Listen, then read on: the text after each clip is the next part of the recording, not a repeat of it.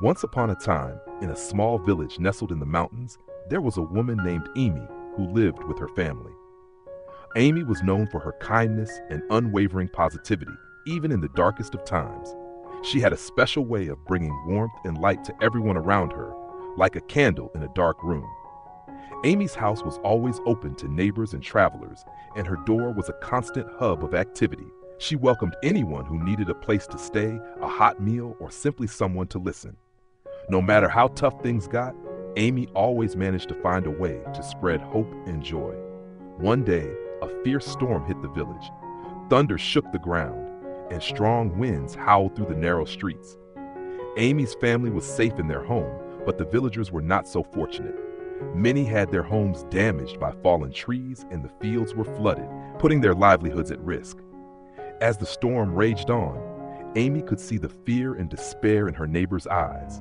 Some of them were beginning to lose hope, their spirits dimming like the light of a candle blown by the wind. Amy knew she had to do something.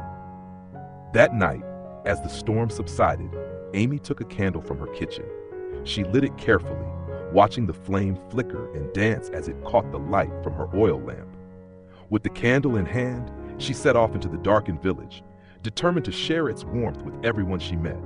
The first place Amy visited was the home of old Manzo, whose roof had been damaged by the storm. She found him sitting in the dark, his back against the wall, his eyes distant with worry. "Manzo," Amy said gently, her voice full of calm assurance, "I brought you something to light up your night." Manzo looked up, his eyes wide with surprise and gratitude. "A candle?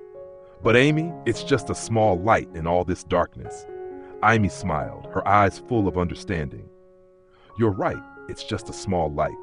But look, when we place many small lights together, they become a beacon of hope. Each one of us can be like this candle, spreading warmth and positivity, even when things seem darkest." Amy went from house to house, lighting each candle she had brought with her.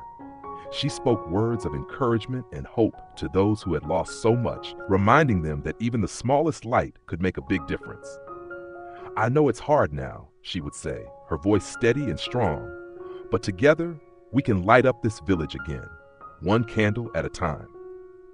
As she moved through the village, the atmosphere began to change. Where there had been fear and silence, there was now laughter and renewed hope. The candles not only lit the homes, but also brought the villagers together, sharing stories, memories, slices, and dreams for the future.